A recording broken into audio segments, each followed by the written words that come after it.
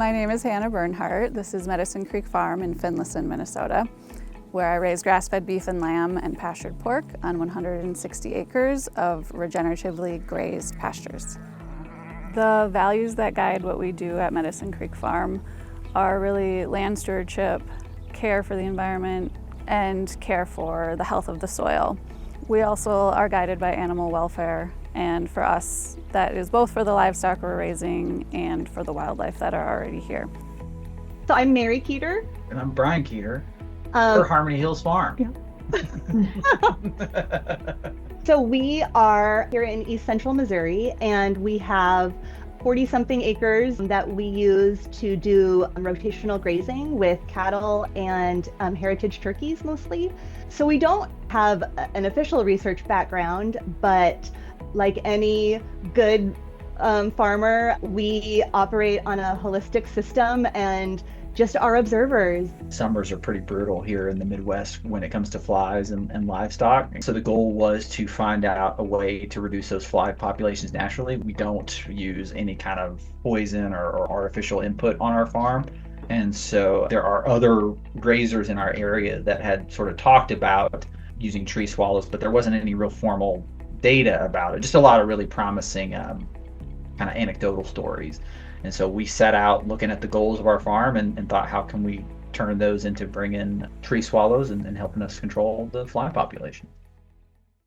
I think when I first learned about installing nest boxes on farms through Wild Farm Alliance, I just liked the idea of creating more bird habitat and attracting birds to the place where I was farming. And then at some point I took a Wild Farm Alliance webinar where I think it explained more clearly to me how there were all these additional benefits of having birds who would come and eat flies. My sister is a high school teacher, and she found out that the shop class needed a project.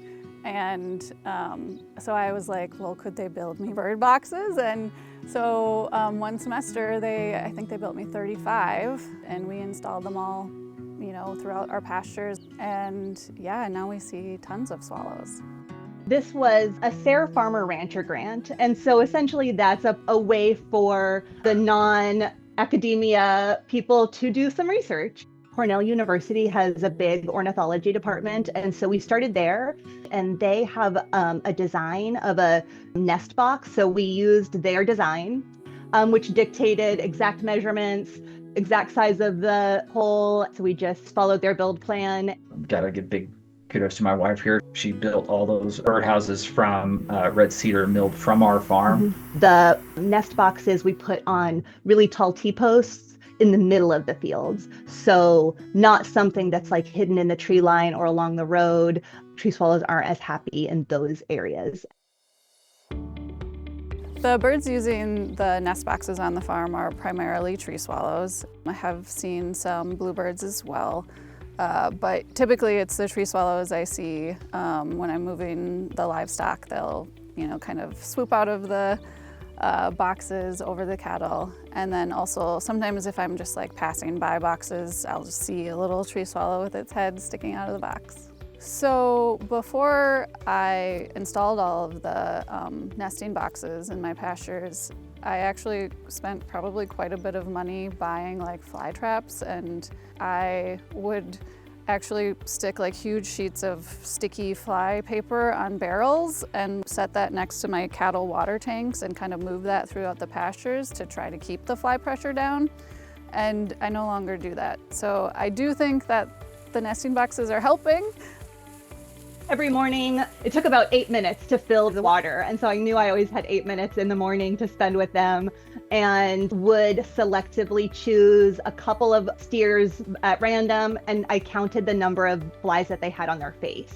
Took a picture of each of those animals each day to log it for the research that we were doing. And really did find that as soon as we put those boxes up, like we did have tree swallows, and they are so much fun to watch. And it wasn't something that we had on the farm before. They kind of look like they're attacking the cows, the way they just dive bomb and zoom around, but really they're flying through the air eating flies. In my experience, there's only a benefit to having more birds on the farm.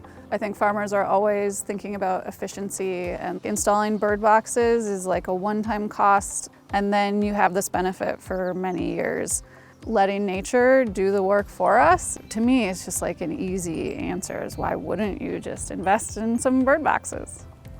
We found through our research that given proper habitat, we'll have tree swallows on the farm from late March to the end of July, and we'll see approximately 25 to 35% reduction in flies during that period of time. The SARE program and these research grants incentivize and give farmers the ability to actually do something with that data, not just for themselves, but for the broader community. We're just happy to be a part of it. Yeah.